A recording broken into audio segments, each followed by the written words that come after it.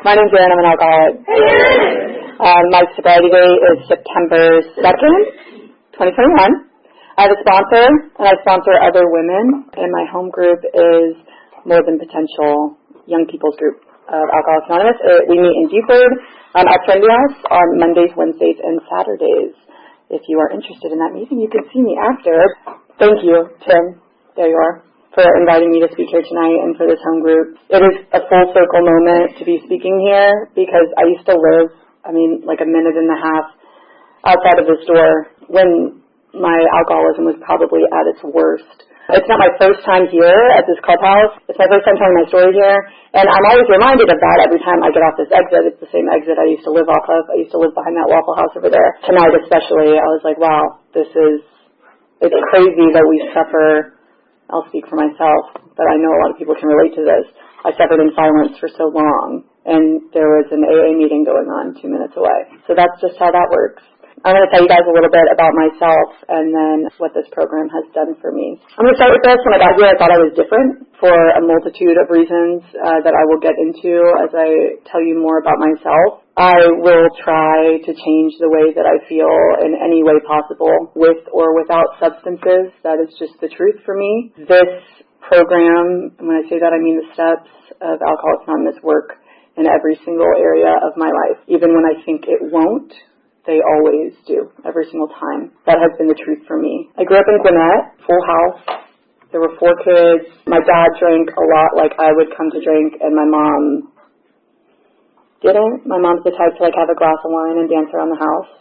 So really adorable in that way. We grew up around a lot of dysfunction. My parents separated when I was 8, and my dad moved in with his sister, who was an extremely active addict and alcoholic, and that worsened his state a lot, mainly because it just became easier. My mom became a single mom of 4 kids, and so she worked multiple jobs to try to kind of fill in the gaps there. We had a lot of independence as kids. I'll put it that way. We were unsupervised in both homes. My mom had to work. She didn't really have an option.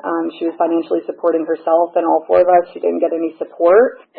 And she did the best that she could. She did what she had to do to make things work. However, it left us on our own, let's say 90% of the time. I enjoyed being at my dad's house because my dad would kind of leave and go drink with his friends. And my aunt was like the fun aunt because she drank a lot, and she would just throw us in the bed of her truck and throw a sheet over us and just drive us wherever we wanted to go. You know what I mean? At that point, it was I was happy to get a candy bar from the gas station. Those things meant everything to me. And she would take us bowling, and we would do all the things. And I don't know, that felt like living to me. There was a lot of responsibility that I was tied to at my mom's house. I'm the second oldest, but I'm the oldest girl. And that means something. I took care of all my siblings. And I don't know that anybody ever looked at me and told me that was my responsibility, but that's just the role that I took on. And I was not very good at it, as you can imagine. I think I was born an alcoholic through and through. I've never known how to control my emotional nature. I've always been full of fear, but for most of my life, my fear came out as anger. So I was the angry kid. My siblings kind of feared and resented me, and I didn't set a good foundation for what those relationships would grow into. Obviously, as a kid, sometimes there are circumstances that you can't really control, and that was the truth for me. But I absolutely played a very conscious role in continuing those dynamics as I got older, and especially as I got further into my drinking. I learned at a very young age how to steal. Didn't really mean to learn to steal, but I remember I fundraised a lot.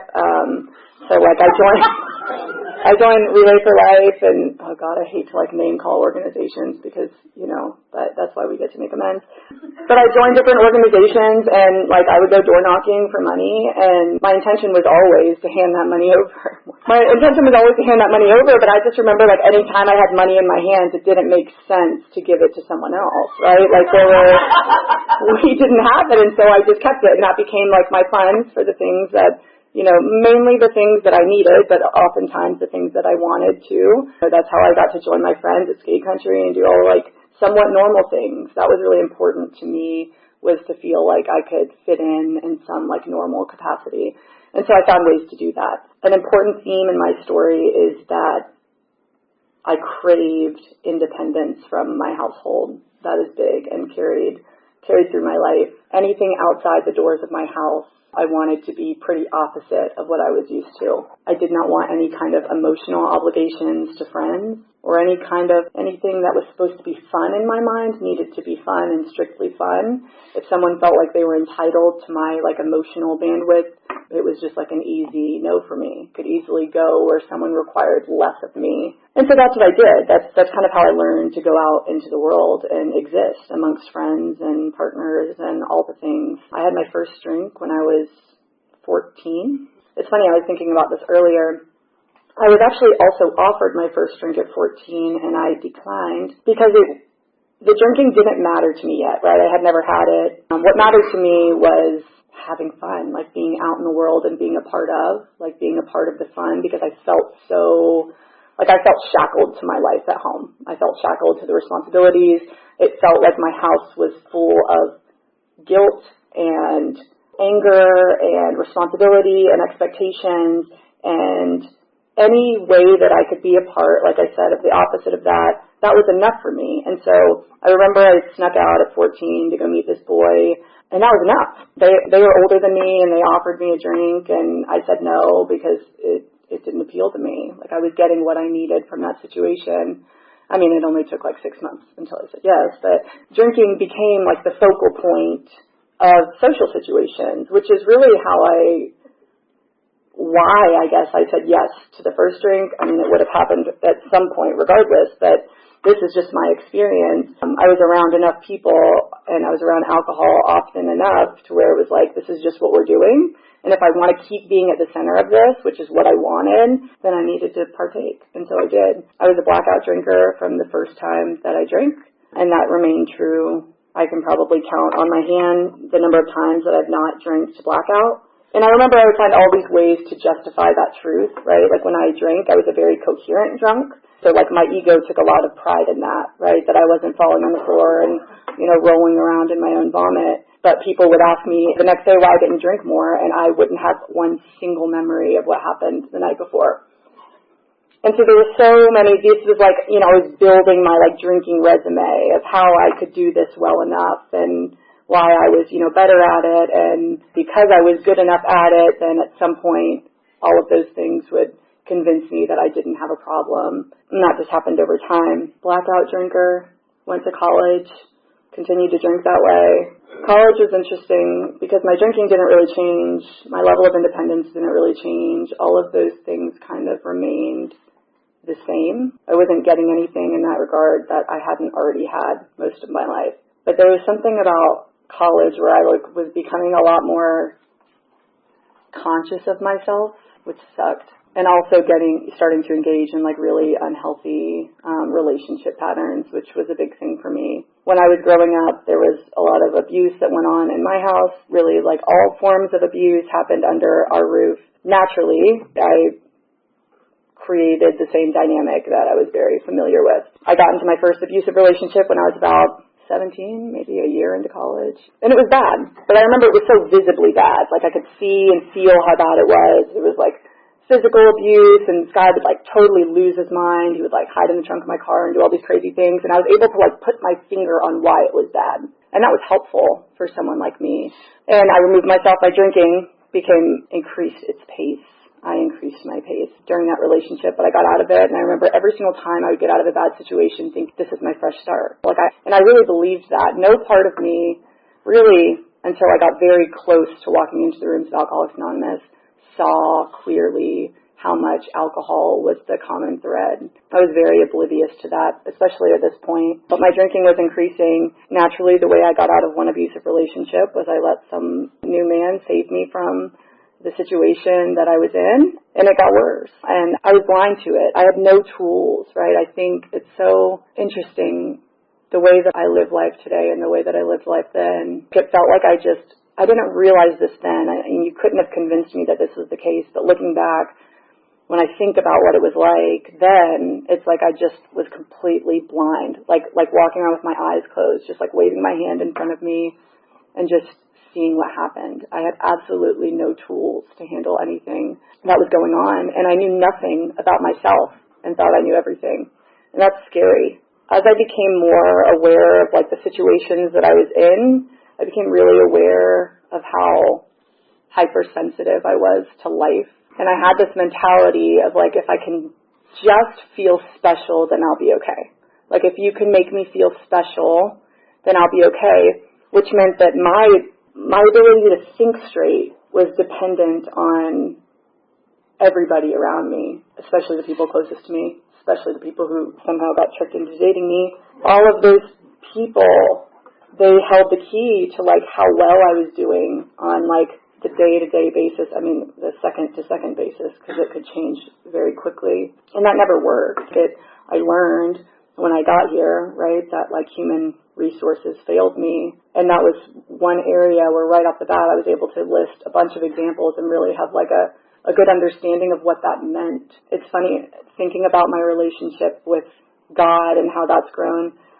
I wouldn't say I was like afraid of the God topic when I got into the rooms, but like what does it mean to have a working faith? And I think if you would have sat me down and asked me like, you know, what is your relationship with God like before I came into the rooms, like as I'm walking through all of these really hard things, I probably would have told you that it existed. But I had no idea what it looked like. I had never even tried to practice what it looked like to believe in something outside of my own self-will. I heard someone say this, I always think the result ought to be the thing that I'm pushing for. Man, is that true in every area of my life and still can be so true today, right? Like when I hold on so tight, it's like, okay, well, if I'm working towards this specific thing, that must be, I'm waiting on that result. And that is seldomly the case. It is sometimes. It never was before I got sober. Sometimes it is today if the thought is inspired and it just happens that way, but not super often. In college, I was introduced to other forms of alcohol, and I'll keep this as aligned with the room that I'm in as I can, but this part of my story is important because it is one of the ways that I thought that I was different when I got here. I was introduced to other forms of alcohol when I got into that new relationship that was supposed to save me, and things got dark really, really fast. I was brought to my knees fairly quickly. I would say that God spoke to me through cars because I would go on to get in like 8 hit and runs and total like 5 of my cars. That was never enough. Like I was getting to a point where I no longer wanted to live, but I was too afraid to die. I would go out, I would get drunk, and when everybody wanted to continue to party out and be social out in the world, I would, take all of my things and go home so that I could drink the way that I wanted to drink. And then most of the time, for some reason, my routine became getting in the car, and I lived downtown at the time. I would get in the car as soon as the sun went down and it started to get like really dark, and I would put my sunglasses on. And I would buy like extremely dark sunglasses because I wanted to see as little as I possibly could. And I would like get as messed up as I could, and I would get in the car and just fly down the highway. And then I'd just close my eyes and take my hands off the wheel. And I remember like that feeling of wanting to get close enough. I wanted the universe to do it for me. And I didn't care about who I harmed in the process. I didn't care about any of those things. I just wanted to die, and I was too scared to do it myself. So February 25th of 2021, I got into a car wreck hit and run with a 18-wheeler, was completely in a blackout, somehow fine physically, like I was safe. I was just covered in glass and whatnot. And I got picked up and brought home, and the first thing I did was, as soon as I got back to the house, and at this point was engaging in other forms of alcohol, and I'll kind of stop talking about that here. I went back to the house, somehow got past talking to the police officer without her finding out that I was completely blacked out, and I ended up overdosing that same night. The same officer that was at the scene of my wreck came to my overdose. And after that, I went to the hospital, I came home, drank, and spent the next 2 weeks in a blackout before I went to treatment for the first time. And it just goes to show, like, I just remember being terrified. I remember being terrified to drink, not knowing what else to do. Like coming home from the hospital and knowing that the worst thing that I could possibly do was put alcohol into my body, and yet I felt like I didn't have any other choice. And so I drank, and I didn't stop until I went into treatment. And that was my first time in treatment. It was on March 13th of 2021. I went in, It's my first time ever being introduced to the rooms of Alcoholics Anonymous. I am forever grateful for that. Yeah, I'm forever grateful for that. I came out, went to my first in-person AA meeting because at the time when I was in treatment, we didn't go to any outside meetings. We did them all through Zoom. So I came out and went to Serenity House in Beaufort. If anybody's, I know my people have been there, but for anybody who's been over there. And I sat through my first meeting. It was a beginner's meeting. I dragged my brother there with me because I was terrified to go alone, which thinking back on it. And I had the ego of a freshly sober person, and I spoke as much as I could. I don't remember a single thing that I said, but I do remember the people that were there. And I stayed for about 5 months. I worked through the steps and got through about, I think we did step 5, and I spent, I did my entire inventory to the best of my ability, which at that time was taking my sponsor hostage for 10 hours and talking about myself. And I didn't know that whole time that there was still a separation, right? And this kind of goes back to what I said at the beginning of my story. Still in the back of my head, I thought that because something else brought me to my knees quicker than alcohol did, that I may not be an alcoholic. Right? And therefore, I may not completely identify with you guys. I don't think I ever let that thought get to the very front of my mind. Like, I knew it was there, but I wouldn't acknowledge it because you guys told me what it meant to acknowledge that, right? The only step I have to do perfectly is step 1, then I'm screwed if I say that out loud to any of you guys. That's what I thought. At some point, I kept it in long enough, and I drank. And I remember I sat in like a week of meetings before this, and I would look at them handing out the chips, and I would think to myself, I think I'm going to go drink tonight, and I'll just come back tomorrow and pick up a white chip.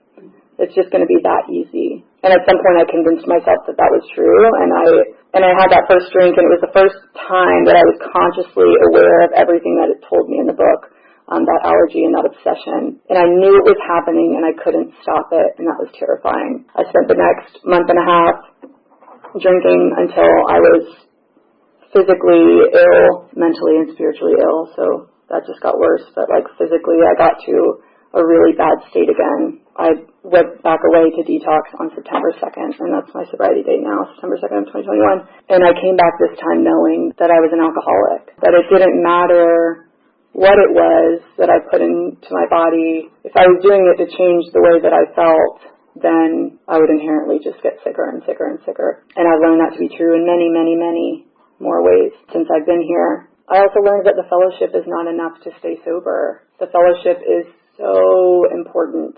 I don't think I can emphasize that enough. The fellowship saved my life and continues to save my life on a regular basis. I got really plugged into the people when I came in for that 5 months, very plugged in. I went to all the things. I went to all the game nights. I went to people's houses. I was doing my step work. I did the things, but I just wanted to have fun still. We quickly forget how true it is that this is life or death. I know I quickly forget. I came back in practically begging for help. I literally sat on my hands. My whole body was trembling, and I just cried. And I didn't have anything else to say. I came in the first time with so much to say, and I didn't have anything this time. That habit stuck around longer. It stuck around longer than it should have, because for a while I was terrified to speak, because I was I clearly know nothing about this place. I drank, I'm terrified to drink again, so I'm just going to shut up. So I did that. I continued working with the same sponsor I had originally, and we kind of continued going through my section, but moving, and I got a new sponsor, and my program was really transformed through that experience. When I sat down with who is my sponsor today, she talked about this thing in a way that I had never heard anyone talk about it before. And it was because she had what I wanted. And not in the way that you might think, right? The life that she has specifically, the details of her life, even to this day, not specifically what I want.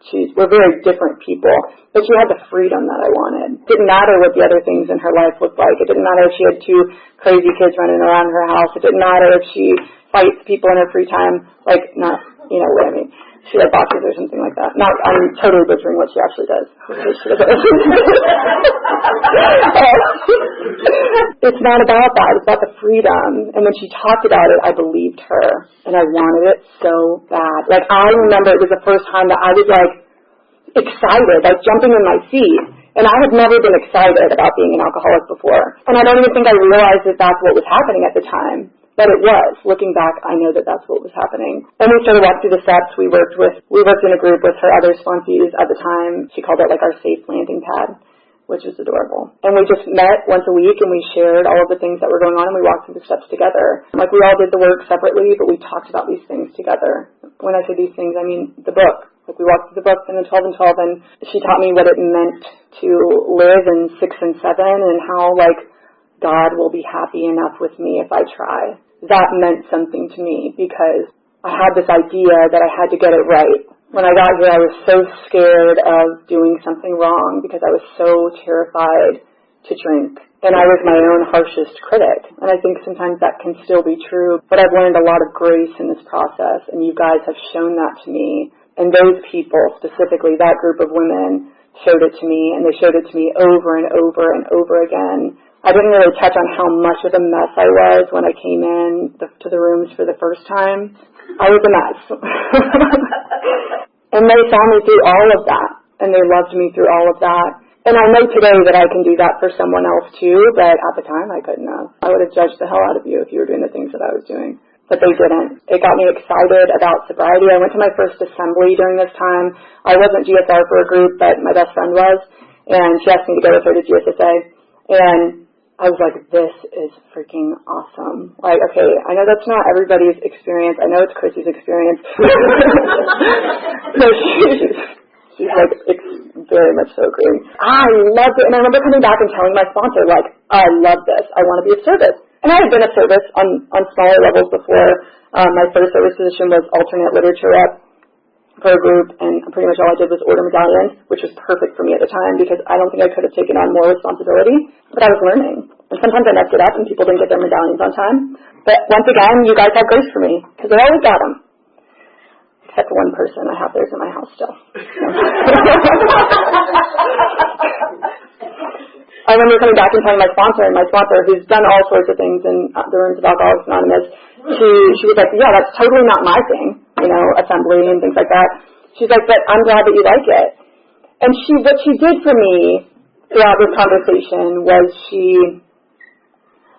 and she does this for me often, is she releases me of these expectations that sometimes I usually set on myself, but that I feel like are set on me by other people, especially in AA. And one of those was how to be of service, or what it looks like to be of service. I think we get some pretty strict ideas. I'll speak for myself. I think that I got some pretty strict ideas of what service was supposed to look like when I got sober. And that was supposed to look like always having a flock of sponsees and whatever it was, cleaning up. It depends on what stage of sobriety you're at. I felt like there was a different expectation for every stage of sobriety, to be honest. Started with coffee and all the things. All of those things are important. And I think what I would say about it is that you should try everything, and that's what I was encouraged to do, is to try it all, because if not, I'm making a judgment before I have any experience. I mean, I probably would have written off assembly had I not actually gone. Like, if you would just sit me down and describe what it was going to be like, I actually wouldn't have gone. But I'm so glad that I did. I have found my place in service, and that place frequently changes. I'm about to roll off of a service position that I'm pretty excited about rolling off of. But I've had a great run.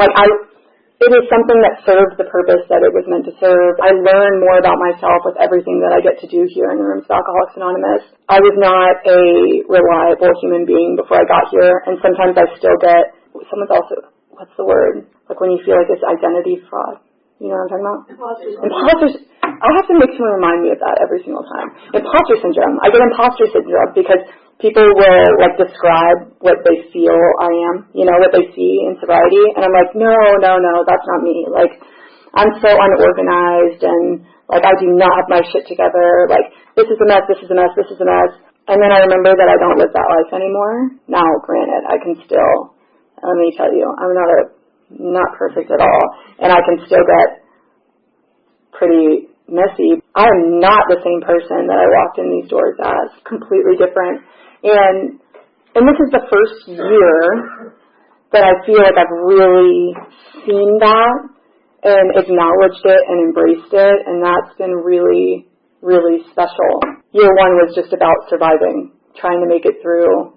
And then I remember everyone's like, year two is about emotional sobriety, and I was like, okay, I'm buckling up, I'm ready for this ride. I don't even remember what happened in year two, to be honest. To be honest with you. I'm sure a lot of great things. Year three was really hard, it felt like. I learned a lot of really hard lessons.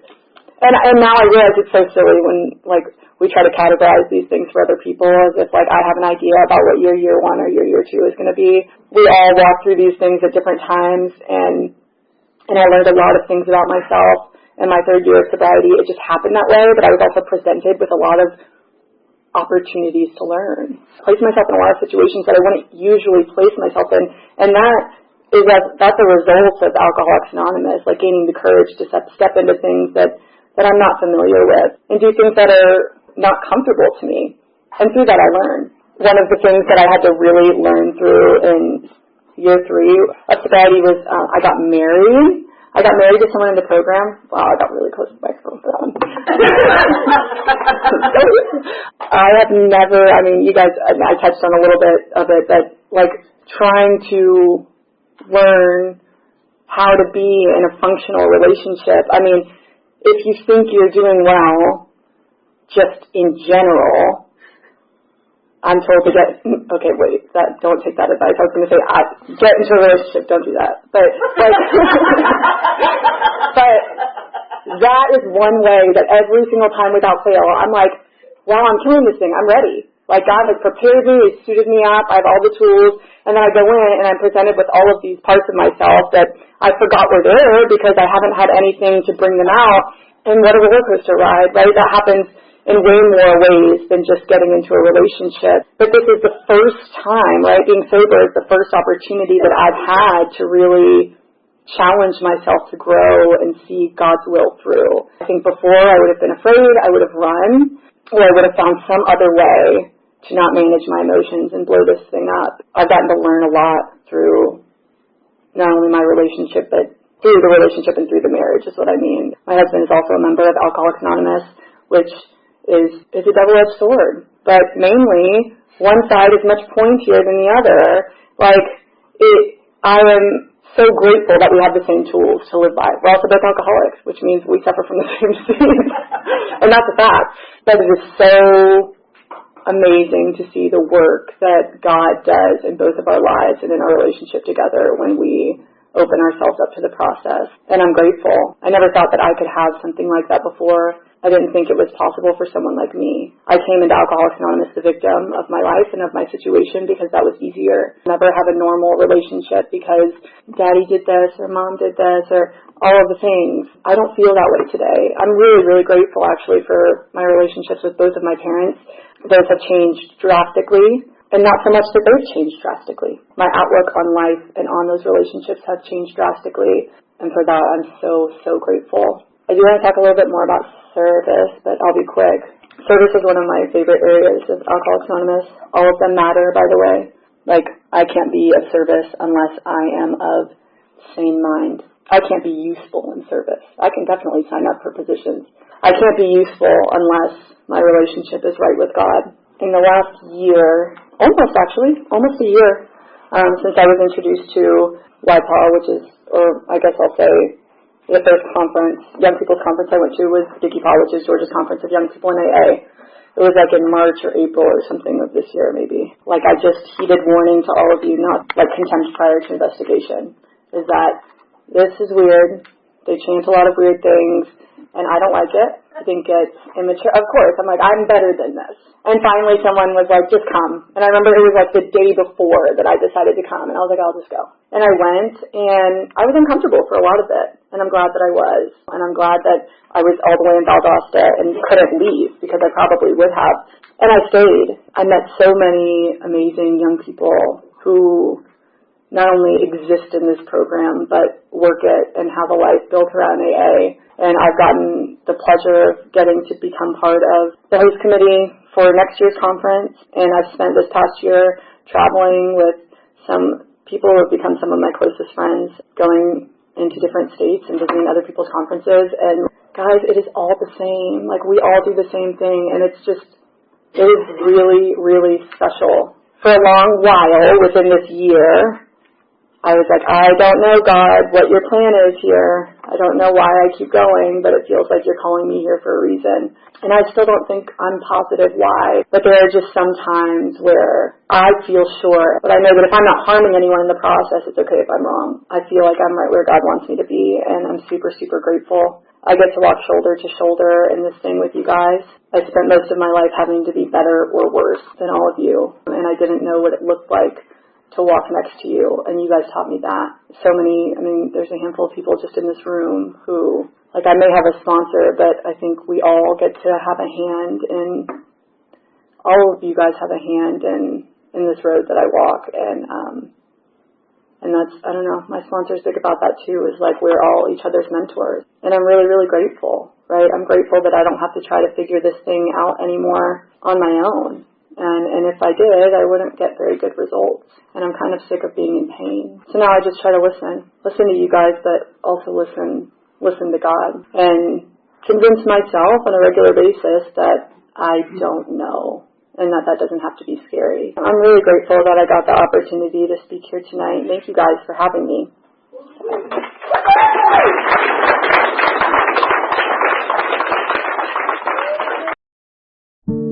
First I slept and then I crept to a hope-filled dream. You rescued me, and finally, waking there I see. I look into love's window for a soul that's meant for me. Takes me where the promises are real.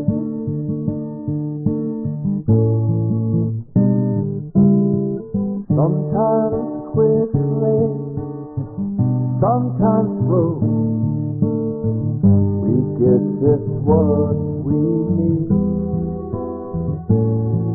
On a broad highway, God walks by, we walk eternally. Look into love's window for a heart that beats for me. Takes me where the promises are real.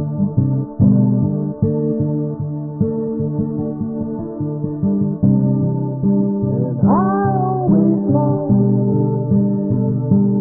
for something